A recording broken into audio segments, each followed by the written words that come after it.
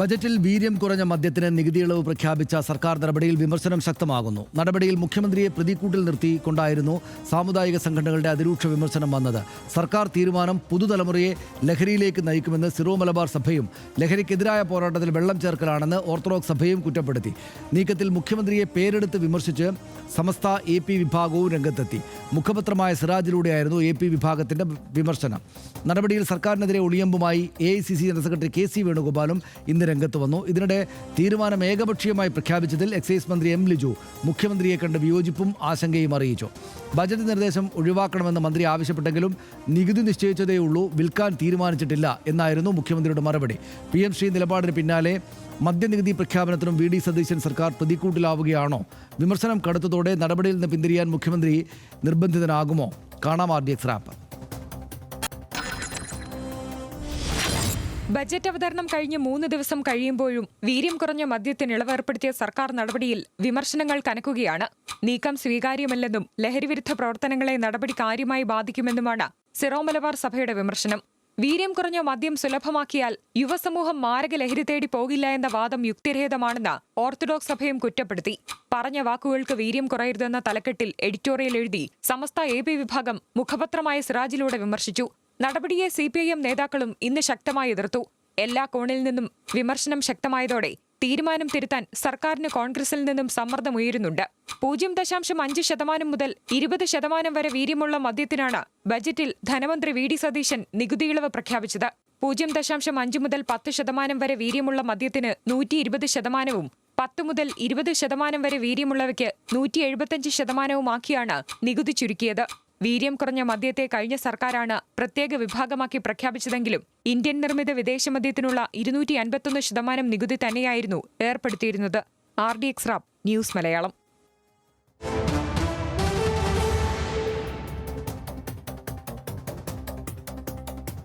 വീര്യം കുറഞ്ഞ മദ്യത്തിന്റെ നികുതി ഇളവിൽ മുഖ്യമന്ത്രിയെ പ്രതിക്കൂട്ടിൽ നിർത്തിയായിരുന്നു AICC general secretary KC Venugopal പ്രതികരിച്ചത്. ആശങ്ക ദൂരീകരിക്കേണ്ട ഉത്തരവാദിത്തം സർക്കാരിനാണ് എന്ന് അദ്ദേഹം പറഞ്ഞു.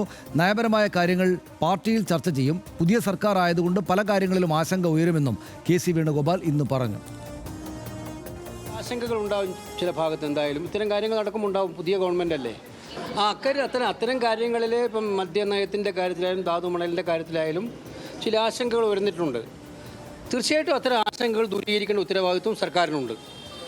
മാത്രമല്ല, ഒരു പോളിസി ഡിസിഷൻസ് ഏതായാലും സംസ്ഥാനത്തെ ബാധിക്കുന്ന ഗവൺമെൻറ് തീരുമാനങ്ങളിലെ നയപരമായ തീരുമാനങ്ങളിൽ പാർട്ടിക്കകത്തും ചർച്ചയുണ്ടാവും.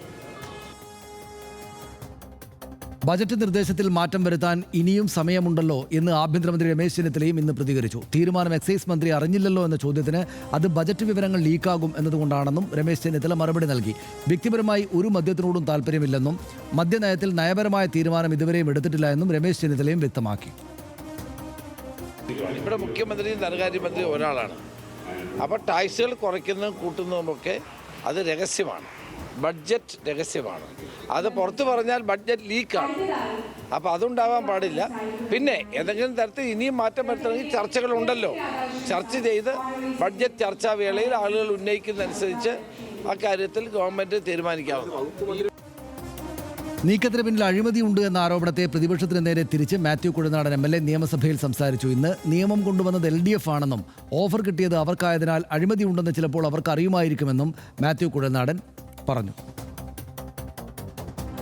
ഈ വീര്യം കുറഞ്ഞ മദ്യം എന്ന കോൺസെപ്റ്റ് ഇൻട്രൊഡ്യൂസ് ചെയ്യാൻ അദ്ദേഹം തന്നെ ഇതേ സീറ്റിലിരുന്ന് കൊണ്ടുവന്ന നിയമനിർമ്മാണമായിരുന്നു. അന്നത്തെ എക്സൈസ് മന്ത്രി കൊണ്ടുവന്ന നിയമമാണ്. അപ്പൊ എനിക്ക് തോന്നിയത് ആ സമയത്ത് നെഗോസിയേഷൻസ് വെയർ ഓൺ. ആ നെഗോസിയേഷൻ കംപ്ലീറ്റ് ചെയ്യാത്തതുകൊണ്ടാണ് അദ്ദേഹം ചെയ്യാതെ. അതുകൊണ്ടായിരിക്കുമല്ലോ പെട്ടെന്ന് അദ്ദേഹത്തിന് ഇതിൽ അഴിമതി ഉണ്ടെന്ന് തോന്നാൻ കാരണം. വീര്യം കുറഞ്ഞ മദ്യത്തിലെ വിവാദത്തിൽ സർക്കാരിനെതിരെ കടുത്ത വിമർശനവുമായി സിറോ മലബാർ സഭയും ഇന്ന് രംഗത്തെത്തി. പ്രഖ്യാപനം സംശയാസ്പദമാണെന്നും പുതുതലമുറയെ ലഹരിയിലേക്ക് നയിക്കുന്ന തീരുമാനമാണിതെന്നും ആർച്ച് ബിഷപ്പ് മാർ ജോസഫ് പാംബ്ലാനി വിമർശിച്ചു. തീരുമാനം തിരുത്തുമെന്നാണ് പ്രതീക്ഷയെന്നും ആർച്ച് ബിഷപ്പ് കൂട്ടിച്ചേർന്നു. മദ്യം അത് 10 മുതൽ 20% വരെയും ആൽക്കഹോളിക് കണ്ടൻറ്റ് 20-നും 40-നും ഇടയിലുള്ളത്, ഇതൊക്കെ നികുതി കുറച്ച് വിതരണം ചെയ്യുക എന്ന് പറയുന്നത് വാസ്തവത്തിൽ മദ്യലഭ്യത വർദ്ധിപ്പിക്കാനും യുവജനങ്ങളെ ഈ മദ്യത്തിൻ്റെ വഴികളിലേക്ക് ആകർഷിക്കാനുമുള്ള നിലപാടായിട്ടാണ് ഞങ്ങൾക്ക് മനസ്സിലാക്കാൻ സാധിക്കുക. തീർച്ചയായും ഈ മദ്യനയത്തിൻ്റെ കാര്യത്തിൽ വി.ഡി. സതീശൻ സർക്കാർ പുനർവിചിന്തനം നടത്തും എന്നാണ് ഞങ്ങളുടെ വലിയ പ്രതീക്ഷ. വീര്യം കുറഞ്ഞ മദ്യം കുറഞ്ഞ നികുതിയിൽ വിൽക്കാനുള്ള അനുമതി നൽകിയതോടെ പുതിയൊരു വിഭാഗം കൂടി മദ്യപാന രംഗത്തേക്ക് എത്തുമെന്ന് മുൻ ധനമന്ത്രി കെ.എം. ബാലഗോപാൽ വിമർശിച്ചു. കഴിഞ്ഞ സർക്കാർ വേണ്ടെന്ന് വെച്ച കാര്യമാണ് ഇപ്പോൾ നടപ്പാക്കുന്നതെന്നും തീരുമാനം പിൻവലിക്കാൻ സർക്കാർ തയ്യാറാകണമെന്നും കെ.എൻ. ബാലഗോപാൽ പറഞ്ഞു. വലിയ തോതിൽ മദ്യത്തിൻ്റെ വ്യാപനം വരുന്ന ഒരു കേസാണിത്. പുതിയ ഒരു സെക്ഷനെ ഉണ്ടാക്കും മദ്യപിക്കുന്ന. കാരണം വലിയ മദ്യമല്ല, അതായത് കട്ടി മദ്യമല്ല കുടിക്കുന്നത്, ലഹരി കുറഞ്ഞതാണ്. അപ്പോൾ പുതിയൊരു സെറ്റ് ആളുകൾ ഇതിലേക്ക് ആകർഷിക്കുള്ളൂ. ഒരു new market will be created. അപ്പോൾ ഇത്തരം കാര്യങ്ങൾ റെഡി ടു ഡ്രിങ്ക് എന്ന നിലയിൽ കൈ വെച്ചിട്ട് കുടിക്കുന്ന സ്ഥിതി വരും. അങ്ങനെ വരുമ്പോൾ കുറച്ചുകൂടി വ്യാപിക്കുമ്പോൾ ആ മാർക്കറ്റ് വലുതാവും, നമുക്ക് വരുമാനം കിട്ടും. അങ്ങനൊരു മദ്യത്തിൽ നിന്ന് കിട്ടുന്ന 100, 500, 600 കോടി അല്ലെങ്കിൽ പിന്നീട് 1000, 2000 കോടിയുടെ ഒരു സെഗ്മെൻ്റായിട്ട് വന്നാൽ അതിൽ നിന്ന് കിട്ടുന്ന പണം വന്നാൽ നമ്മുടെ കൊച്ചുകുട്ടികളും നമ്മുടെ ഇതുവരെ കുടിക്കാത്ത ആളുകളും കുടിക്കുന്നൊരു ശീലം എന്ന നിലയിലേക്ക് വരണ്ട എന്നൊരു തീരുമാനം ഞങ്ങൾ ആലോചിച്ചെടുത്തുകൊണ്ട് തന്നെയാണ് അപ്പോൾ അത് കൊടുക്കാഞ്ഞത്. ഇതാണ് ആശ്രയം. ഇതിപ്പോൾ ഒരു രാഷ്ട്രീയ പ്രശ്നമായിട്ട് വലുതായിട്ട് വരികയാണ് എന്ന കാര്യത്തിൽ ഇനി കൂടുതൽ വിശദീകരണം വേണ്ടല്ലോ. ഇപ്പോൾ ഈ ആവശ്യത്തിന് മദ്യമൊക്കെ എവിടെയുണ്ട് മനുഷ്യർക്ക് കുടിക്കാൻ എന്നൊരു നിലപാടുള്ള ആളാണ് ഞാൻ. പിന്നെ സർക്കാരുകൾക്ക് ഇതാവാം, പക്ഷേ ഇതൊരു രാഷ്ട്രീയ പ്രശ്നമാണ്, സാമൂഹ്യ പ്രശ്നമായിട്ടുണ്ട് അല്ലേ? തീർച്ചയായും ഈ വിഷയത്തിൽ 2 തലമുണ്ട് എന്നുള്ളതാണ്. ഒന്ന്, ഇതിൽ ഒരു നയത്തിൻ്റെ പ്രശ്നമുണ്ട്. എന്താണ് സർക്കാരിൻ്റെ മദ്യനയം? ആ നയവുമായി ചേർന്ന് പോകുന്നതാണോ ഈ തീരുമാനം എന്നുള്ളതാണ് ഒരു പ്രധാനപ്പെട്ട കാര്യം. പിന്നെ ഇതിൻ്റെ ഒരു ശാസ്ത്രീയ വശം, ഇങ്ങനെയൊരു തീരുമാനം, അതായത് വീര്യം കുറഞ്ഞ മദ്യം വളരെ സ്വാഭാവികമായി എല്ലായിടത്തും ലഭ്യമാവുന്ന തരത്തിൽ ചെലവ് കുറച്ച് ലഭ്യമാക്കുന്നത് ഗുണകരമാണോ, അത് മദ്യാസക്തി കുറയ്ക്കുകയാണോ ചെയ്യുക എന്നത് സംബന്ധിച്ച് ശാസ്ത്രീയമായ പഠനവും അത് സംബന്ധിച്ച് ലോകരാജ്യങ്ങൾ എങ്ങനെയാണ് ഇതിനെ ഫോളോ ചെയ്യുന്നത് എന്നുള്ളത് മനസ്സിലാക്കുകയും ചെയ്യുക എന്നുള്ളത് വളരെ പരമപ്രധാനമായ കാര്യമാണ്. എനിക്ക് തോന്നുന്നു കഴിഞ്ഞ LDF സർക്കാരിന് ഈ കാര്യത്തിൽ ഒരു കാഴ്ചപ്പാടുണ്ടായിരുന്നു. അവരിപ്പോൾ രാഷ്ട്രീയമായി ഈ വിഷയത്തെ എതിർക്കുന്നുണ്ടാവും, അതിന് രാഷ്ട്രീയമായ കാരണങ്ങളുണ്ടാകാം, അതിന് ചില പോയിന്റുകൾ അവർക്കുണ്ടാവാം. പക്ഷേ LDF സർക്കാരിൻ്റെ ഒരു കാഴ്ചപ്പാട് അതിനനുസരിച്ച് അവർ കണക്ക് കൂട്ടിയതിൽ സന്നിഷേധി മദ്യത്തിൻ്റെ കാര്യം എടുക്കുമ്പോൾ നമ്മളിവിടെ ഫെർമെൻറ്റഡ് ലിക്വറും ഉണ്ട്, അതുപോലെ തന്നെ ഡിസ്റ്റിൽഡ് ലിക്വറും ഉണ്ട്. അതിനകത്ത് ഏറ്റവും ഈ ഡിസ്റ്റിൽഡ് മദ്യമാണ് ഏറ്റവും വീര്യം കൂടിയ മദ്യമായി ഇവിടെ വിറ്റഴിക്കപ്പെടുന്നത്. അതിൻ്റെ യഥാർത്ഥത്തിൽ ഏതാണ്ട് 42.8% അതിലെ ആൽക്കഹോളിൻ്റെ അളവ്. ആ മദ്യമാണ് ഇവിടെ വിൽക്കുന്നത്. അതിൽ താഴെയുള്ള ഒരു അളവിൽ ഈ IMFL ഉൾപ്പെടുത്തുന്ന ഒരു മദ്യം ഇവിടെ വിൽക്കുന്നില്ല എന്നുള്ളതാണ് യാഥാർത്ഥ്യം. ഉണ്ട്, അത് ഈ പറയുന്നത് പോലെ വിദേശത്ത് നിന്ന് ഇറക്കുമതി ചെയ്ത് വിൽക്കുന്ന മദ്യം ഉണ്ടല്ലോ, വലിയ വില കൂട്ടി വിൽക്കുന്ന ചില മദ്യങ്ങളിൽ ഈ ആൽക്കഹോൾ കണ്ടന്റ് കുറഞ്ഞതും ഇവിടെ വിൽക്കുന്നുണ്ട് എന്നുള്ളത് വാസ്തവമാണ്. പക്ഷേ അതല്ലാതെ ഇല്ല. ഈ കുറഞ്ഞ നികുതിയിൽ അങ്ങനെ വിറ്റഴിക്കുന്ന, സ്വാഭാവികമായി എല്ലാവർക്കും ലഭ്യമാകുന്ന, എല്ലാവർക്കും മേടിക്കാൻ കഴിയുന്ന അഫോർഡബിളായ മദ്യം എന്നുള്ളത് ഈ ഏറ്റവും കുറഞ്ഞത് അതായത് വീര്യം കൂടിയ മദ്യമാണ് അഫോർഡബിളായി ആ നിലയ്ക്ക് ലഭ്യമാകുന്നത് എന്നുള്ളൊരവസ്ഥയുണ്ട് അങ്ങനെ നോക്കുമ്പോൾ. കാരണം ഫോറിൻ മെയ്ഡ് ഫോറിൻ ലിക്വർ ഈ വീര്യം കുറഞ്ഞത് ഇവിടെ കിട്ടാനുണ്ട്, അതിന് പൈസ കൂടുതലാണ്. ഈ ഇന്ത്യൻ മെയ്ഡ് ഫോറിൻ ലിക്വർ ഈ പറയുന്ന 42.8% ആൽക്കഹോൾ കണ്ടൻറ്റുള്ള വീര്യം കൂടിയതാണ് ഇവിടെ ലഭ്യമാകുന്നത്. അതിന് താരതമ്യേന വില കുറഞ്ഞ് നമ്മളിവിടെ ലോക്കൽ ബ്രാൻഡുകളുമൊക്കെയായി ലഭ്യമാകുന്നത് ആണ് എന്നുള്ളതാണ് സാഹചര്യം. അപ്പോൾ ഇതാണോ ശാസ്ത്രീയമായി വേണ്ടത് എന്നുള്ളൊരു പ്രശ്നമില്ലേ? അപ്പോൾ കഴിഞ്ഞ സർക്കാരിൻ്റെ കാലത്ത് ഈ പറയുന്ന ഹോർട്ടി വൈൻ, ഹോർട്ടി ലിക്വർ, അതുപോലെ ഈ വീര്യം കുറഞ്ഞ മദ്യം, അതായത് 20% താഴേക്കുള്ള ആൽക്കഹോൾ കണ്ടൻറ്റുള്ള മദ്യങ്ങളെ ഇങ്ങനെ തരംതിരിച്ച് ഈ രീതിയിലൊക്കെ ഇത് വിപണിയിൽ എത്തിക്കുന്നതുമായി ബന്ധപ്പെട്ടുള്ള പലതരത്തിലുള്ള ആലോചനകളും മദ്യനയത്തിൽ തന്നെ അത് ഉൾപ്പെടുകയും ആ നിലയ്ക്കുള്ള ചർച്ചകൾ പുരോഗമിക്കുകയൊക്കെ ചെയ്തു. അതിൻ്റെ ഒരു അടുത്ത ഘട്ടത്തിലേക്ക് കടക്കുകയുമാണ്. കാരണം ആ നിലയ്ക്ക് അനുമതി ലഭിച്ച പലരും കർഷകർക്ക് ഇപ്പോൾ മദ്യം, വീര്യം കുറഞ്ഞ മദ്യം, പഴങ്ങളിൽ നിന്ന്, ഫ്രൂട്ട്സിൽ നിന്ന് ഈ വൈനൊക്കെ ഉൽപ്പാദിപ്പിക്കുന്നതുമായി ബന്ധപ്പെട്ടുള്ള കാര്യങ്ങൾക്ക് അതിനുവേണ്ട പ്രവർത്തനങ്ങൾ നടക്കുന്നുണ്ട്. മറ്റൊന്ന് ഈ ഫെനി പോലെയുള്ള, ഇപ്പോൾ ഗോവയിലും ഒക്കെ കിട്ടുന്ന ഫെനി പോലെയുള്ള മദ്യം ഉൽപ്പാദിപ്പിക്കുന്നതുമായി ബന്ധപ്പെട്ടുള്ള നീക്കങ്ങൾ, അതായത് ഹോർട്ടി ലിക്വർ എന്നുള്ള ഗണത്തിൽപ്പെടുത്തിക്കൊണ്ട് അതുമായി ബന്ധപ്പെട്ടുള്ള നീക്കങ്ങൾ നടക്കുന്നുണ്ട്. അതേസമയം ഈ വീര്യം കുറഞ്ഞ മദ്യം എന്നതിൽ ഉൾപ്പെടുത്തി 20% താഴെയുള്ള മറ്റെല്ലാ മദ്യവും, അതായത് ഈ റെഡി ടു ഡ്രിങ്ക് എന്ന് പറയപ്പെടുന്ന ഈ നമുക്കിപ്പോൾ ഏഴെടുത്ത് പറയാനാണെങ്കിൽ ബ്രീസർ എന്ന് പറയുന്നത് ബാംഗ്ലൂരും നിങ്ങളുടെ മാഹിയിലും ഒക്കെ കിട്ടുന്ന സാധനം, അത് വിപണിയിൽ എത്തിക്കുക എന്നുള്ളതൊക്കെ തന്നെയാണ് ആ നിലയ്ക്കുള്ള ആലോചന. ഇതിൽ ഈ അവസാനം പറഞ്ഞ സംഗതിക്ക് പൂർണ്ണമായ അനുമതി ലഭിക്കുന്ന സാഹചര്യം ഉണ്ടല്ലോ. അതായത് അനുമതി ലഭിക്കാത്തതല്ല, വലിയ നികുതിയാണ് ഇവിടെ, അതുകൊണ്ട് ഇവിടേക്ക് കൊണ്ടുവരാൻ പറ്റുന്ന സാഹചര്യം ഇല്ല എന്നുള്ളതായിരുന്നു. അതിൻ്റെ നികുതി 251% ഈ പറഞ്ഞ സംഗതികളിലൊക്കെ ഈ ഹോർട്ടി ലിക്വറിൻ്റെയും ഈ വീര്യം കുറഞ്ഞ മദ്യത്തിൻ്റെയും നികുതി 251%. അത് ഈ ബജറ്റിൽ സർക്കാർ 120% എന്നുള്ളതാണ്. അതായത് ഗണ്യമായി കുറച്ചു, അതായത് 131% കുറച്ചു എന്നുള്ളത് ഒരു പ്രശ്നമാണ്. അപ്പോൾ അതിൽ സർക്കാരിൻ്റെ ഒരു വിഷൻ, അതായത് മുഖ്യമന്ത്രി പറയുന്ന ഒരു കാര്യം എന്താണ്, വീര്യം കുറഞ്ഞ മദ്യം ലഭ്യമാവുന്നതിലൂടെ ആളുകൾക്ക് മദ്യത്തോടുള്ള ആസക്തി, അത് വലിയ വീര്യം കൂടിയ മദ്യം മദ്യപിച്ച ആസക്തി എന്നുള്ളതല്ല, മദ്യം കൊണ്ടുണ്ടാകുന്ന ദൂഷ്യഫലങ്ങളുണ്ടല്ലോ, അതായത് ഇത് മദ്യപിച്ചിട്ട് ഉണ്ടാകുന്ന കുഴപ്പങ്ങൾ അത് കുറയ്ക്കാവുന്ന തരത്തിലുള്ള മദ്യം അവൈലബിൾ ആവും. അപ്പോൾ ആളുകൾ പൊതുവെ ഈ വീര്യം കൂടിയ മദ്യത്തിലേക്ക് പോവില്ല. കാരണം കുറഞ്ഞ വിലയ്ക്ക് ചെറിയ വീര്യത്തിനുള്ള മദ്യം ലഭിക്കുന്നുണ്ട്. പിന്നെ ഒരു സോഷ്യൽ ഡ്രിങ്കിൻ്റെ സ്വഭാവത്തിൽ അതൊക്കെ ഉപയോഗിക്കാൻ പറ്റും. ആളുകൾ അങ്ങനെ ഉപയോഗിച്ച് മുന്നോട്ട് പോകുന്നുള്ളതാണ്. ഇത് ലോകമെമ്പാടും ഇതിൻ്റെ വിപണിയുടെ ഒരു സ്വഭാവം നോക്കിയാൽ വളരെ വേഗത്തിൽ വളരുന്നതാണ്. ഈ വീര്യം കുറഞ്ഞ മദ്യത്തിൻ്റെ വിപണി യൂറോപ്പിലായാലും അമേരിക്കയിലായാലും മറ്റെല്ലാ സ്ഥലങ്ങളിലായാലും വളരെ വേഗത്തിൽ വളരുന്നതാണെന്ന് മാത്രമല്ല അത് ഈ തരത്തിൽ പ്രോത്സാഹിക്കപ്പെടുന്നുമുണ്ട്. ഇത് യാഥാർത്ഥ്യമാണ്, അത് സത്യമാണ്. ഇത് കഴിഞ്ഞ സർക്കാരിനും അറിയാം. അതുകൊണ്ടാണ് ഇത് വിപണിയിലെത്തിക്കാമെന്നുള്ള ആലോചനയിലേക്ക് ഒരു പക്ഷേ അവർ പോയിട്ടുണ്ടാവുക. പക്ഷേ ഇതിൻ്റെ ഒരു കാര്യം എന്താണ്, ഇതിൻ്റെ പൊതുവെ ഈ ഹെവി ഡ്രിങ്കർമാർ, ഈ സാമൂഹ്യ സാമ്പത്തിക അവസ്ഥയിൽ പിന്നോക്കം നിൽക്കുന്ന ആളുകൾ, ഇങ്ങനെയുള്ള ആളുകളൊക്കെ ഈ വലിയ വീര്യം കൂടിയ മദ്യം ഉപയോഗിച്ച് കൂടുതൽ കുഴപ്പത്തിലേക്ക് പോകുന്നു എന്നുള്ളൊരു അവസ്ഥയുണ്ട്. അപ്പോൾ അതിന് പകരം ഒരു ലഹരി എന്നുള്ള നിലയ്ക്കോ വേണമെങ്കിൽ ഒരു സാധാരണ പാനീയം എന്നുള്ള നിലയ്ക്കോ, ഇപ്പോൾ ബിയറൊക്കെ പുറത്ത് പലയിടത്തും വീര്യം കുറഞ്ഞ ബിയർ ഒരു മദ്യമായിട്ടല്ലല്ലോ ഉപയോഗിക്കുന്നത്, അവർ വെള്ളമായിട്ടാണല്ലോ ഉപയോഗിക്കുന്നത്. അപ്പോൾ ആ രീതിയിൽ ഉപയോഗിക്കാവുന്ന തരത്തിൽ റെഡി ടു ഡ്രിങ്ക് ആയിട്ടുള്ള ഒരു ഇത്. ഇതിനെക്കുറിച്ചുള്ള ആശങ്ക മറ്റൊരു തരത്തിലുണ്ട്. അതെന്ന് വെച്ചാൽ ഈ എല്ലാവർക്കും ഇതിപ്പോൾ ഫ്ലേവേർഡ് ആയിട്ടുള്ള ഡ്രിങ്കാണ് ഈ ബ്രീസർ എന്നൊക്കെ പറയുന്നത്, കോള കുടിക്കുന്ന മട്ടിൽ അതെടുത്ത് കുടിക്കുമോ എന്നുള്ള പ്രശ്നമൊക്കെ വേറെ ഒരു ഭാഗത്തുണ്ട്, അത് വേറെ പഠിക്കാം. പക്ഷേ മദ്യത്തിൻ്റെ ദൂഷ്യഫലങ്ങൾ ആത്യന്തികമായി ലഘൂകരിക്കുന്ന തരത്തിലാണ് ഇത് ഇപ്പോൾ നമ്മളൊരു വീര്യം കൂടിയ മദ്യം, അതായത് ഈ 42% മേലെ ആൽക്കഹോൾ കണ്ടന്റ് ഉള്ള ഇപ്പോൾ ഇവിടെ കിട്ടുന്ന മദ്യം അടിക്കുന്നതിനേക്കാൾ എന്തായാലും മനുഷ്യന് ഹാംഫുൾ അല്ലാത്തത് ഈ പറഞ്ഞ വീര്യം കുറഞ്ഞതാണ്. അപ്പോൾ അതിൻ്റെ അവൈലബിലിറ്റി കൂടുതൽ ഉണ്ടാകുന്നതാണ് നല്ലതെന്നുള്ള ഒരു കാഴ്ചപ്പാടാണ് സർക്കാരിനെ ഇതിന് പ്രേരിപ്പിച്ചതെങ്കിൽ അതൊക്കെ. അപ്പോൾ അങ്ങനെ ഒരു വിഷൻ്റെ ഭാഗമായി അങ്ങനെ ചെയ്തതാണ് എന്ന് നമുക്ക് കരുതാം ഇത് നികുതി കുറച്ചത്. പക്ഷേ ഇത് ആരുടെ ആവശ്യമാണ് എന്നുള്ളതാണ് പ്രശ്നം. ഇത് കമ്പനി ആവശ്യം എന്നുള്ളതിനപ്പുറത്ത് ഒരു കമ്പനിയാണ് ഇപ്പോൾ ചിത്രത്തിലുള്ളത്, ആ കമ്പനിയുടെ ആവശ്യത്തിനനുസരിച്ച് കുറച്ചതാണ് എന്നുള്ളതാണ് ഒരു പ്രധാനപ്പെട്ട ആരോപണം. അങ്ങനെയാണെങ്കിൽ അതിലൊരു അഴിമതിക്ക് സാധ്യതയുണ്ടെന്ന് തോമസ് ഐസക്ക് ബജറ്റ് ദിവസം തന്നെ പറഞ്ഞത് നമ്മളിവിടെ ചർച്ച ചെയ്തത് ഓർമ്മ കാണുമല്ലോ. അപ്പോൾ അങ്ങനെ ഒരു ആരോപണം ഉന്നയിക്കാം, അപ്പോൾ പ്രതിപക്ഷത്തിന് ആ ആരോപണം ഉന്നയിക്കാം. പിന്നെ ഇതിനകത്തുള്ള ഒരു പ്രശ്നം എന്താ, വകുപ്പ് മന്ത്രി പോലും അറിഞ്ഞിട്ടില്ല ഇങ്ങനെ ഒരു തീരുമാനം എടുക്കുന്നത്. എക്സൈസ് മന്ത്രി എം ലിജു അറിയാതെ ഒരു തീരുമാനമെടുത്തിരിക്കുന്നത്. ഞാൻ കരുതുന്നത് ഒറ്റയടിക്ക് അഴിമതി ആരോപണമൊന്നും നമ്മൾ ഉന്നയിക്കാനില്ല. പക്ഷേ പകരം എന്താണ്, വി ഡി സതീശൻ സ്വന്തം നിലയ്ക്ക് ഒരു സാമ്രാജ്യമായി അങ്ങ് മുന്നോട്ട് പോകുന്നു എന്നുള്ള തോന്നലാണ് ഇതുകൊണ്ട് കോൺഗ്രസ് പ്രവർത്തകർക്കിടയിൽ ഉണ്ടായിരിക്കുന്നത്. അതുകൊണ്ടാണ് വളരെ പെട്ടെന്ന് കെ സി വേണുഗോപാൽ അടക്കമുള്ളവർ, വി എം സുധീരൻ അടക്കമുള്ളത്, അതായത് വി ഡി സതീശനെ മുഖ്യമന്ത്രിയാക്കണമെന്ന് ഏറ്റവും ആവശ്യപ്പെട്ട വി എം സുധീരനാണ് ആദ്യം പരസ്യമായിട്ടുള്ള ഒരു കത്ത് മുഖ്യമന്ത്രിക്ക് കൊടുത്ത് രണ്ടാമത്തെ കത്തും പോയിട്ടുണ്ട്. വി എം സുധീരൻ്റെ കാര്യം നമുക്കറിയാം, അദ്ദേഹത്തിൻ്റെ മധ്യ കാര്യത്തിൽ മറ്റൊരു അഭിപ്രായമാണ്, എനിക്കതിനോട് വിയോജിപ്പുമാണ് കേട്ടോ. പക്ഷേ അദ്ദേഹത്തിൻ്റെ അഭിപ്രായ നിലപാട് നമുക്കറിയാം. പക്ഷേ അദ്ദേഹം അങ്ങനെ ഈ ഒരു പ്രശ്നം കൂടി നിലനിൽക്കുന്നു. മാത്രമല്ല എനിക്ക് അതിനകത്ത് വിചിത്രമായി തോന്നിയത് രമേശ് ചെന്നിത്തലയുടെ വിശദീകരണമാണ്. അദ്ദേഹം പറഞ്ഞത് എന്താ, ഇത് ബജറ്റ് രഹസ്യമാണ്, അതുകൊണ്ട് ഒരു കാരണവശാലും അത് പങ്കുവയ്ക്കാൻ പറ്റില്ല, അവതരിപ്പിച്ചതിന് ശേഷം അതിന്മേൽ ചർച്ചയാവാമെന്ന്. അങ്ങനെയല്ല, എക്സൈസ് മന്ത്രിയോട് പോലും ആലോചിക്കാതെ ഒരു ബജറ്റ് എന്താണ് ഒരാളുടെ മാത്രം തലേന്നൂറി വരുന്ന സംഗതികളല്ലല്ലോ, വി ഡി സതീശൻ മാത്രം എഴുതി ഉണ്ടാക്കുന്നതല്ല അത് ബജറ്റ്. അത് പൊതുവായി ആലോചിച്ച് ആ സർക്കാരിൻ്റെ നയമാണല്ലോ, അവരുടെ പദ്ധതികളാണല്ലോ ധനമന്ത്രി ആ ബജറ്റിൽ ഉൾക്കൊള്ളിക്കുന്നത്, ഓരോ വകുപ്പുകളോടും ആലോചിക്കുമല്ലോ. അങ്ങനെ ആലോചിക്കാതെ ഇത് ഒരു തീരുമാനമെടുത്തു എന്നുള്ളത് ഞെട്ടിക്കുന്നതാണ്. എം ലിജുവിനോട് ആലോചിക്കാതെ, അതുകൊണ്ടാണ് ലിജു ആ പ്രതിഷേധം കൃത്യമായി അറിയിച്ചു എന്നുള്ള ഇപ്പോൾ വാർത്തകൾ വരുന്നത്.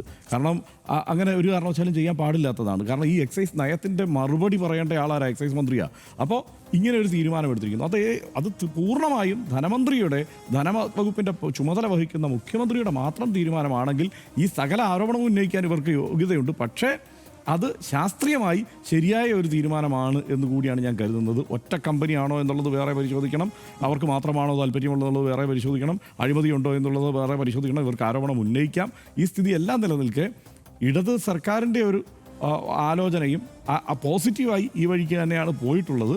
പക്ഷേ ഈ നികുതിയിലെ 131% നേരെയുള്ള ഈ ഒരു കട്ട് അതുണ്ടാകുമ്പോൾ സ്വാഭാവികമായിട്ടും അത് മറ്റുള്ളവരുമായിട്ട് കൂടി ആലോചിച്ച് അങ്ങനെ അവരെ കൂടി വിശ്വാസത്തിലെടുത്ത് അവതരിപ്പിക്കണമായിരുന്നു എന്നുള്ളതാണ് എനിക്ക് ആദ്യഘട്ടത്തിൽ പറയാനുള്ളൂ. ബാക്കി സനീഷ് പറഞ്ഞതിന് ശേഷം പറയാം. അല്ല, അത്രയേ ഉള്ളൂ. അത് തന്നെയാണ് ഞാൻ പറഞ്ഞത്. അതായത് ഒന്ന് എൻ്റെ അഭിപ്രായം തന്നെയാണ്. അതായത് ഇതിലേറ്റവും പ്രധാനപ്പെട്ട കാര്യം ഈ എക്സൈസ് മന്ത്രിയുമായിട്ട് ആലോചിക്കാതെയാണ് ഇത് ചെയ്തിരിക്കുന്നത് എന്നതാണ്. അത് വളരെ നമ്മളിപ്പോൾ അത് എതിർക്കപ്പെടുന്നുണ്ട്.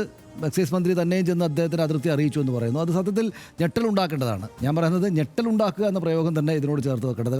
കാരണം ഒരു മുഖ്യമന്ത്രി സംസ്ഥാനത്തെ മദ്യ വിതരണത്തിൽ വലിയ പ്രകടമായിട്ടുള്ള മാറ്റം വരുന്ന വിപണിയിലേക്ക് സംസ്ഥാനത്തെ മനുഷ്യർക്കുള്ള ഉപയോഗത്തിനായിട്ടൊരു പുതിയ തരം മദ്യ ബ്രാൻഡിനെ തന്നെ ഇറക്കി വിടുന്നൊരു സംഗതി ഒരൊറ്റ വ്യക്തി മാത്രമായിട്ട് എടുത്തു എന്നത് ഒട്ടും ഗുണകരമായിട്ടില്ല. അതും 35 ദിവസമേ ഉള്ളൂ എന്നാണ് അതായത് സംസ്ഥാന സർക്കാർ വന്നിട്ട്. അപ്പോൾ വി ഡി സതീശൻ എന്ന എനിക്കിതെല്ലാം അറിയാമല്ലോ എന്ന നിലയിൽ അദ്ദേഹം കയറിയിട്ട് അങ്ങനെ ഒരു നിലപാടെടുത്തിട്ടുണ്ടെങ്കിൽ അത് വളരെ വളരെ മോശമാണ്. കാരണം ഒന്ന്, ആ പാർട്ടിക്കകത്ത് ആളോട് ആലോചിച്ചിട്ടുണ്ടോ? ഇപ്പോൾ ഇല്ലയെന്നാണ് നമ്മൾ കെ സി വേണുഗോപാലിൻ്റെ വർത്തമാനത്ത് മനസ്സിലാക്കുന്നത്. രമേശ് ചെന്നിത്തലയാണെങ്കിലും എതിർക്കാനൊന്നും പോയിട്ടില്ലെങ്കിൽ അദ്ദേഹത്തിൻ്റെ വാക്കുകളും അതുണ്ട്, അവിടെയുണ്ട്. അപ്പോൾ വി ഡി സതീശൻ എന്ന മുഖ്യമന്ത്രി എന്ന് വെച്ചാൽ മുഖ്യമന്ത്രിയാണ്, അദ്ദേഹം വലിയ പദവിയിരിക്കുന്ന ആളാണ്. പക്ഷേ ഒറ്റ വ്യക്തിയുടെ ചിന്തയിൽ മാത്രം വരേണ്ടുന്നൊരു കാര്യമല്ല. എന്തായാലും സംസ്ഥാനത്തെ മദ്യമേഖലയിലേക്ക് മദ്യ ഉപഭോക്താക്കൾക്കിടയിൽ ഒരു പുതിയ സംഗതി ഇറക്കി വിടുന്നത് എന്ന കാര്യത്തിൽ എനിക്ക് യാതൊരു സംശയമില്ല. അതിപ്പോൾ എക്സൈസ് മന്ത്രിയോടെങ്കിലും ആലോചിച്ചിരുന്നെങ്കിൽ അവർ കൂടിയാലോചന നടന്നിട്ടുണ്ട് എന്ന് നമുക്ക് മനസ്സിലാക്കാമായിരുന്നു. പക്ഷേ കൂടിയാലോചന നടന്നിട്ടില്ല. ഇതിപ്പോൾ അദ്ദേഹം കൊടുത്തിരിക്കുന്ന വിശദീകരണമായിട്ട് കണ്ടത് ഇത് നികുതി ഏർപ്പാടാക്കിയത് മാത്രമല്ലേ ഉള്ളൂ എന്നാണ്. നികുതി ഏർപ്പാടാക്കൽ മാത്രമല്ല, ഇപ്പം വിപണിയിലേക്ക് പുതുതായിട്ടൊരു സംഗതി വരികയാണ്. ഇപ്പം കെ എൻ ബാലഗോപാൽ പറഞ്ഞ ആ വരിയോട് എനിക്കൊരു യോജിപ്പുണ്ട്. ഞാൻ ഒരു സമ്പൂർണ്ണ മദ്യവിരോധിയായിട്ടുള്ള ആളൊന്നുമല്ല. പക്ഷേ ഇത് ഓൾറെഡി ഇവിടെ മദ്യമുണ്ട്, ആളുകൾക്ക് വേണ്ട കാര്യങ്ങളൊക്കെ ഉള്ള സ്ഥിതിക്ക് പിന്നെ ഒരു പുതിയ സംഗതിനെ ഇങ്ങോട്ട് ഇറക്കേണ്ടതുണ്ടോ എന്നൊരു സംശയം എനിക്ക് സ്വാഭാവികമായിട്ടും ഉണ്ട്. ആളുകൾ കുടിക്കുന്ന ആളുകൾ കുടിക്കുന്നുണ്ടല്ലോ. ഇപ്പോൾ വർഷം നേരത്തെ പറഞ്ഞല്ലോ, അതായത് വി ഡി സതീശൻ്റെ ഐഡിയ അതാണെന്നാണ് നമ്മൾ മനസ്സിലാക്കുന്നത്. അതായത് ഇത് വന്നു കഴിഞ്ഞാൽ പിന്നെ വീര്യം കൂടിയ മദ്യത്തോടുള്ള എവേർഷൻ, അല്ലെങ്കിൽ ആ വീര്യം കൂടിയ മദ്യം അല്ലാതെ ആളുകൾ ഇങ്ങോട്ടേക്ക് മാറിക്കോളും എന്നാണല്ലോ. അതിൻ്റെ ഒരു താല്പര്യം കുറയ്ക്കുകയാണ് ചെയ്യുക, അല്ലെങ്കിൽ കുഴപ്പം കുറയ്ക്കുകയാണ് ചെയ്യുക എന്നാണ്. അപ്പോൾ എൻ്റെ ഒരു ഫ്രണ്ട് പണ്ട് സിഗരറ്റ് വലി കണ്ടിന്യൂസ് ആയിട്ട് ഭയങ്കരമായിട്ട് ചെയിൻ സ്മോക്കറായിട്ട് സിഗരറ്റ് വലി കുറക്കാൻ വേണ്ടിയിട്ട്, നമ്മൾ ചെറിയ കോളേജൊക്കെ പഠിക്കുന്ന സമയത്താണ്, സിഗരറ്റ് വലി കുറക്കാൻ വേണ്ടിയിട്ട് ഈ ഫ്രണ്ടിന് ഈ എന്താണ് എല്ലാ ദിവസവും ഓരോ ജിലേബി കഴിച്ചാൽ മതി എന്ന് പറഞ്ഞു, അല്ലെങ്കിൽ മുട്ടായി എന്തെങ്കിലും ഒരു മധുരമുള്ള വാങ്ങിച്ച് ഇതിനങ്ങ് ഒഴിവാക്കാൻ വേണ്ടിയിട്ട്. പക്ഷേ കുറച്ച് കഴിഞ്ഞപ്പോൾ എന്ത് പറ്റിയെന്ന് വെച്ചാൽ അയാൾക്ക് സിഗരറ്റ് വലിച്ചാൽ ഉടനെ ഒരു മുട്ടായി ഒരു ജിലേബി കഴിക്കേണ്ടുന്ന സ്ഥിതിയായി. എന്ന് വെച്ചാൽ സിഗരറ്റും വലിക്കണം, ഇതിപ്പോൾ 2 കാശ് പോകാൻ തുടങ്ങി. അപ്പോൾ സിഗരറ്റ് മാത്രം വലിച്ചുകൊണ്ടിരുന്നതാണ് നേരത്തെ, അതിൻ്റെ കൂടെ ഷുഗറും കൂടെ അങ്ങോട്ട് വരുന്ന അവസ്ഥ. അതുപോലെ ഇത് ഈ ഫീൽഡിലേക്ക് ഇറങ്ങിയാൽ ഉറപ്പായിട്ടും എൻ്റെ ധാരണ, ഞാൻ മനസ്സിലാക്കുന്ന എൻ്റെ ഒരു തോന്നൽ, ഈ മദ്യ ഉപഭോഗം കുറയൊന്നുമല്ല ചെയ്യുക. ആളുകൾ ബാലഗോപാൽ പറഞ്ഞ പുതിയൊരു ഏരിയ കൂടെ തുറന്നിട്ട് അതുകൂടെ ചേർന്നതായിരിക്കും. സ്വാഭാവികമായിട്ടും ഈ വിപണിയിൽ നിന്ന് ലാഭം ഉണ്ടാക്കാൻ വേണ്ടി തന്നെയാണല്ലോ നമ്മൾ ഈ പരിപാടിയിലേക്ക് കൊടുക്കുന്നത്. പിന്നെ LDF സർക്കാർ ഇത് കൊണ്ടുവന്നു എന്ന് പറയുമ്പോൾ LDF സർക്കാർ ഈ പഴവും കാർഷിക ഉൽപ്പന്നങ്ങളിൽ നിന്നും ഇത് ഉൽപ്പാദിപ്പിക്കാനാണ് ശ്രമിച്ചിരുന്നതെങ്കിൽ വിമർശമായിട്ട് അവർ പറയുന്നത് ഇത് സ്പിരിറ്റ് നിന്ന് തന്നെ ഉണ്ടാക്കുന്ന വീര്യം കുറഞ്ഞ മദ്യമാണ് എന്നാണ്. അത് രണ്ടും തമ്മിൽ വ്യത്യാസമുണ്ടെന്നാണ് ഞാൻ വിചാരിക്കുന്നത്. വലിയ വ്യത്യാസമുണ്ട്. അപ്പോൾ സ്വാഭാവികമായിട്ട് ഇതിനകത്ത് ഒരുപാട് ചർച്ച ചെയ്യപ്പെടേണ്ടുന്ന കാര്യമുണ്ടെന്ന കാര്യത്തിൽ നമുക്ക് ആർക്കും സംശയമില്ല. പക്ഷേ വി ഡി സതീശൻ എനിക്കിതെല്ലാം അറിയാം എന്ന് പറഞ്ഞത് അന്ന് പ്രഖ്യാപിക്കണം, അത് പറ്റില്ല. അതിപ്പോൾ അദ്ദേഹം 102 സീറ്റും വാങ്ങിയിട്ട് വന്ന ഒരു വലിയ പിന്നെ എന്താണ് ശക്തനായിട്ടുള്ള മുഖ്യമന്ത്രിയാണ് എന്ന് വെച്ചാൽ തന്നെയും അത് പറ്റില്ല. ഇപ്പോൾ ഒരു 3 മാസത്തേക്കൊന്നും ഈ സർക്കാരിനെ വിമർശിക്കേണ്ട കാര്യം വരില്ല, അല്ലെങ്കിൽ വിമർശിക്കേണ്ടതില്ല, വിമർശിക്കരുത് എന്നാണല്ലോ നമ്മളൊക്കെ പോലുള്ള ആളുകൾക്ക് മനസ്സിലാക്കുന്നത്. നമ്മൾ ധാരണയായിരുന്ന അതാണ്. അതായത് അങ്ങനെ ഒരു സർക്കാർ വന്നു, ഒരു 3 മാസമെങ്കിലും, അതും 10 വർഷത്തിന് ശേഷം വരുന്ന സർക്കാരാണ്, അവരോട് ജനത്തിന് വലിയ പ്രിയതയുള്ളത് കൊണ്ടാണ് ജനം അവരെ ഇത്ര വലിയ സീറ്റൊക്കെ കൊടുത്തിട്ട് വിജയിപ്പിച്ചത്. അപ്പോൾ ഇവരെ അങ്ങനെ വല്ലാതെ വിമർശിക്കാനൊന്നും പാടില്ല ഇത്ര 3 മാസക്കാലത്തേക്ക് എന്ന് നമ്മൾ പരസ്പരം സംസാരിക്കുക ആലോചിക്കുകയും ചെയ്തതാണല്ലോ. പക്ഷേ ഇങ്ങനെ വന്നാൽ എന്താ ചെയ്യുക? നമ്മുടേതായിട്ടുള്ള കുട്ടികളടക്കമുള്ള ആളുകളും പിന്നെ നമ്മൾ തന്നെയും ഉള്ള സ്ഥലത്തേക്ക് മദ്യം ഇങ്ങനെ വന്ന് പുതിയ ഒരു ഏരിയ വന്നിട്ട് തുറന്നങ്ങോട്ട് വിടുമ്പോൾ അതിനകത്ത് അവരെങ്കിലും ആലോചിക്കണ്ടേ?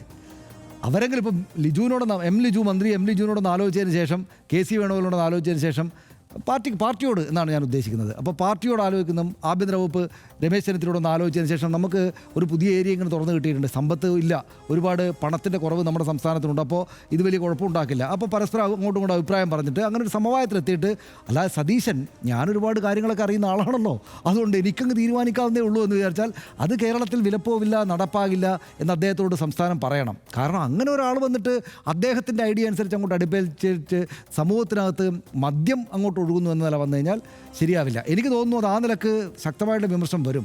ഇതിപ്പോൾ നമ്മൾ നേരത്തെ പറഞ്ഞതുപോലെ ഒരു സർക്കാരിൻ്റെ തുടക്കത്തിലല്ലേ വല്ലാതെ തോതിൽ വിമർശിക്കേണ്ടതില്ല എന്ന് സഭകളും മറ്റുള്ളവരൊക്കെ വിചാരിക്കുന്നത് കൊണ്ട് മൃദുവായിട്ടാണ് ആ വിമർശനം വന്നിട്ടുള്ളത്. പക്ഷേ കെ സി വേണുഗോപാലിനും രമേശ് ചെന്നിത്തലയ്ക്കും ആ കാര്യം മനസ്സിലായിട്ടുണ്ട് എന്നതുകൊണ്ടാണ് അവർ അക്കാര്യം പറയുന്നത്. പിന്നെ ഇതിനകം തന്നെ 3-4 സംഗതികളിൽ നിന്ന് U-turn അടിച്ച ഒരു സർക്കാരാണ് എന്നതുകൊണ്ട് ഈ കാര്യത്തിൽ നിന്ന് അല്പം പിന്നോട്ട് പോകാനൊന്നും മടിയൊന്നും വിചാരിക്കേണ്ടതില്ല. അല്ലെങ്കിൽ സംസ്ഥാനത്തെ ബോധ്യപ്പെടുത്തണം, അതായത് എന്തുകൊണ്ട് ഇത് കൊണ്ടുവരുന്നു. നിങ്ങൾ ധനസമാഹരണത്തിന് വേണ്ടിയിട്ട് ഇപ്പം ഞാൻ ചോദിക്കുന്ന വർഷം, അതായത് ഇപ്പോൾ സാംസ്കാരിക മേഖലയിൽ MT വാസുദേവൻ നായരുടെ സ്മാരകത്തിന് വേണ്ടി പണം ബജറ്റിൽ വെച്ചു, സാംസ്കാരിക മന്ത്രിയോട് ഒരു വാക്ക് പറയില്ലേ? ഞാൻ വിചാരിക്കുന്നത് പറയുമെന്നാണ്, പറയില്ലേ? പിന്നെ നേരത്തെ CPM എന്ന് പറയുന്ന പാർട്ടി, അവർക്ക് എന്തൊക്കെ വീഴ്ചകൾ പറ്റിയിട്ടുണ്ടാകാം കഴിഞ്ഞ സർക്കാരിനകത്ത്, പക്ഷേ സർക്കാരും പാർട്ടിയും എന്നൊരു ദ്വന്ദ്വത്തെ അവർ വെച്ചിരുന്നു. അത് ശരിയോ തെറ്റോ അത് വെച്ചിരുന്നു. അത് നന്നായിട്ട് വർക്ക് ചെയ്തതൊന്നും നമുക്ക് വേറെ ഡിബേറ്റബിളാണ്. അവിടെ കോൺഗ്രസ് പാർട്ടിയും ലീഗ് അല്ലെങ്കിൽ പാർട്ടികളും ഈ സർക്കാർ സംവിധാനങ്ങളും തമ്മിൽ നല്ല ആശയവിനിമയം വേണം. അല്ലെങ്കിൽ എന്താ പ്രശ്നം എന്ന് വെച്ചാൽ ഇങ്ങനെ വന്നാൽ ഉടനെ എനിക്ക് നല്ല ഭൂരിപക്ഷമുണ്ട്, എനിക്ക് കരുത്തുണ്ട്, വളരെ വലിയ കരുത്തുണ്ട്, അതുകൊണ്ട് ഞാനിത് ആ സമൂഹത്തിനകത്തേക്ക് എനിക്ക് തോന്നുന്നൊരു കാര്യം അങ്ങ് നടപ്പാക്കുകയാണെന്ന് തോന്നൽ ഒരു ഭരണാധികാരിക്കും ഉണ്ടാകാൻ പാടില്ല. ഇപ്പോൾ അഴിമതി ഈ മണക്കുന്നു എന്നൊക്കെ പറയുന്നത് അതിലേക്ക് നമുക്ക് ലീഡൊന്നും ഇല്ലാത്തതുകൊണ്ട് ഞാനതിനെപ്പറ്റി പറയാനൊന്നും ആളല്ല. അത് പിന്നെ മദ്യം എന്നത് UDF സർക്കാരുകളുടെ കാലത്ത് എല്ലാ കാലത്തും ഇങ്ങനെ വലിയ തോതിൽ വിമർശനമൊക്കെ വരാറുള്ളതാണ്. ഉമ്മൻചാണ്ടി സർക്കാരിൻ്റെ ഇറങ്ങിപ്പോക്കിന് അല്ലെങ്കിൽ വലിയ പ്രശ്നമായത് ഈ മദ്യവുമായിട്ട് ബാർ തുറക്കലുമായിട്ട് ബന്ധപ്പെട്ട കേസാണ്, ദീർഘകാലത്തേക്ക് നീണ്ടുനിന്നാണെന്നൊക്കെ നമുക്കറിയാമല്ലോ.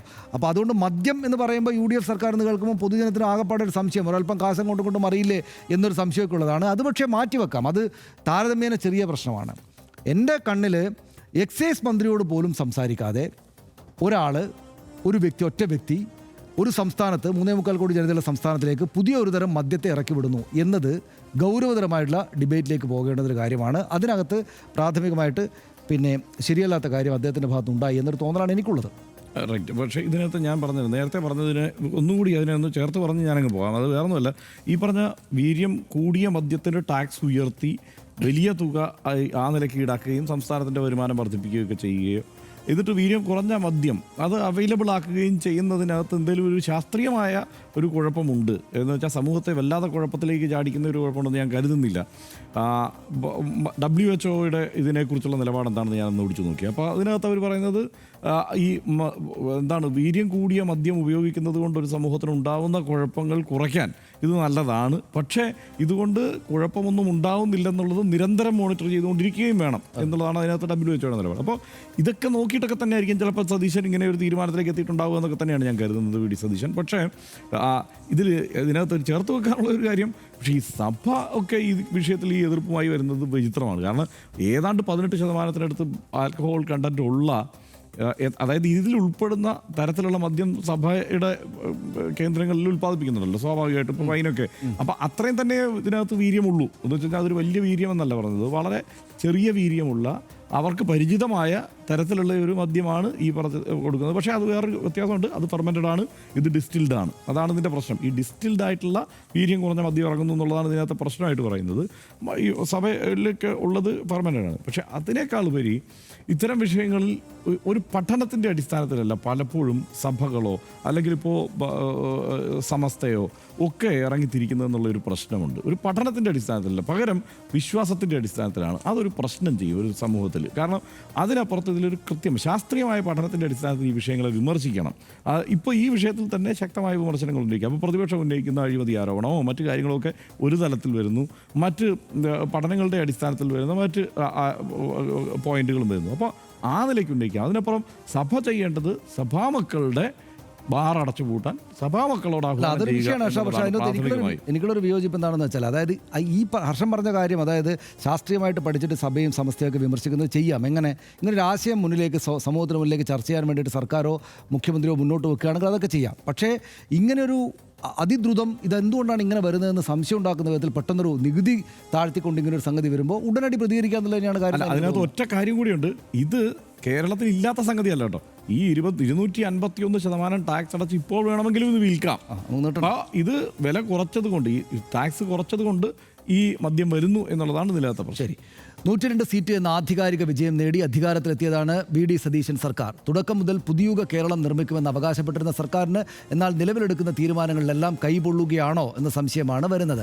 PMC വിഷയത്തിൽ നേരിട്ടതുപോലെ വീര്യം കുറഞ്ഞ മദ്യത്തിന് നികുതി കുറച്ച വിഷയത്തിലും സർക്കാരിന് വിമർശനങ്ങൾ നേരിടേണ്ടി വരുന്നുണ്ട്. മുന്നണിയിൽ നിന്നടക്കം വിമർശനം നേരിടുമ്പോഴും PMC വിഷയത്തിന് സമാനമായി ഈ വിഷയത്തിലും കഴിഞ്ഞ സർക്കാരിനെയാണ് നിലവിലെ സർക്കാർ വിമർശിക്കുന്നത് എന്ന് തോന്നും. എടുക്കുന്ന തീരുമാനങ്ങളെല്ലാം പ്രതിപക്ഷത്തിരുന്നപ്പോൾ എതിർപ്പ് രേഖപ്പെടുത്തിയ വിഷയങ്ങളിലാണെന്നതും ശ്രദ്ധേയമാണ്. വീര്യം കുറഞ്ഞ മദ്യത്തെ പ്രത്യേക വിഭാഗമായി പ്രഖ്യാപിച്ചത് കഴിഞ്ഞ സർക്കാരാണെങ്കിലും ആ വിഭാഗത്തിന് പ്രത്യേക നികുതി ഘടന തീരുമാനിച്ചിരുന്നില്ല എന്നതാണ് വസ്തുത. ഇന്ത്യൻ നിർമ്മിത വിദേശ മദ്യത്തിന് നൽകേണ്ടി വരുന്ന 281% നികുതി തന്നെ നൽകണം എന്നുള്ളതിനാൽ വീര്യം കുറഞ്ഞ മദ്യം കേരളത്തിൽ ഒരു കമ്പനിയും വിറ്റിരുന്നുമില്ല. അതുകൊണ്ട് തന്നെ നിലവിലെ വിഷയത്തിൽ മുൻ സർക്കാരിനെ പഴിചാരി മാത്രം നിലവിലെ സർക്കാരിന് മുന്നോട്ട് പോകാൻ സാധിക്കില്ല എന്നതാണ് യാഥാർത്ഥ്യം.